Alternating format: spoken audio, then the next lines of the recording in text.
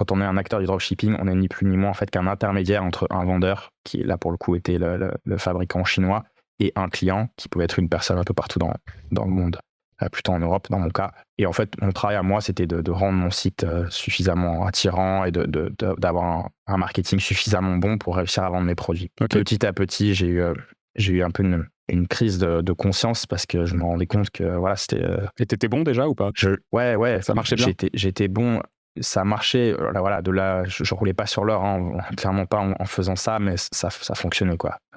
Et si tu veux, c'est à cette période-là où j'ai commencé à habiter en Espagne, donc j'étais aussi dans un pays où le niveau de vie est moins élevé, donc c'est plus facile aussi de vivre avec des plus petits revenus. Mais voilà, je me suis rendu compte progressivement que c'était clairement pas aligné avec mes valeurs, tu vois. Au fil du temps, je me suis aussi plus rendu compte de mes valeurs, quelles sont mes valeurs, etc. Donc moi, j'ai souvent suivi un peu, encore une fois, les autres, et puis parfois l'appât du gain aussi, en se disant, bon, bah voilà, en gros, si je gagne de l'argent, je vais être heureux, alors que non. Clairement pas, parce qu'on peut gagner beaucoup d'argent avec le dropshipping, mais on peut aussi flouer beaucoup de personnes. En plus, faire venir des produits de l'autre bout du monde, de mauvaise qualité, etc. On ne sait pas dans quelles conditions ils ont été fabriqués. Enfin, voilà, c'était vraiment pas en accord avec mes valeurs, quoi. Donc, progressivement, j'ai arrêté de le faire. Et par contre, j'ai utilisé les compétences que j'ai acquises pour travailler pour d'autres boîtes. Voilà, d'autres petites boîtes qui avaient des besoins. Et progressivement, j'ai apporté de plus en plus d'impact. Enfin, c'est-à-dire que j'ai travaillé sur des projets qui étaient de plus en plus engagés parce que j'avais arrêté le dropshipping, mais je commençais par du B2C, du e-commerce. Donc, en gros, je faisais de la promotion de produits souvent qui, pour moi, n'étaient pas finalement nécessaires pour les gens. Ouais. Voilà. Donc, là aussi, je me disais, mais attends, t'es sûr que les gens ont vraiment besoin de ça, quoi? Parce que en fait, on cherche, quand on fait du growth hacking, du marketing, on cherche des moyens de vendre souvent à des gens des choses dont ils n'ont pas besoin.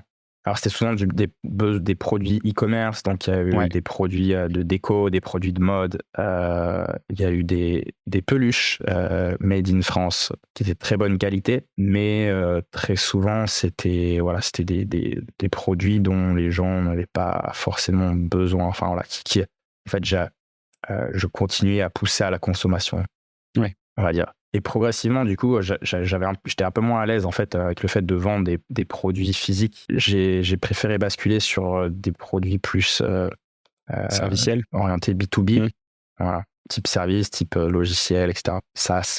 Et donc, j'ai fait plus du marketing B2B.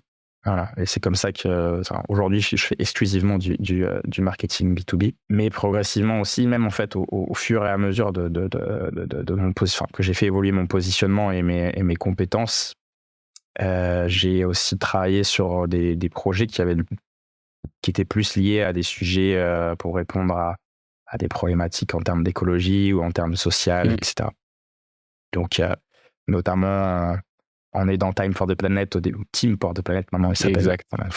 À leur ça va début, prendre un peu de temps de réussir à faire le switch. Ouais, c'est vrai. Donc, je les ai pas mal aidés à leur début parce que moi, j'étais revenu sur Lyon ensuite. Alors, il faut savoir qu'entre-temps, je suis allé à Madrid, je suis allé à Lisbonne, etc. Donc là, je te passe un peu les détails. Mais j'étais revenu sur Lyon. Il y a ce super projet qui démarre, la Team for the Planet. Et donc, moi, je rencontre les cofondateurs et du coup, je leur ai filé un coup de main au début pour se lancer. Et là, je me suis dit, mais c'est vraiment trop bien de bosser sur des projets comme ça, quoi. Là, je me sens aligné avec qui je suis.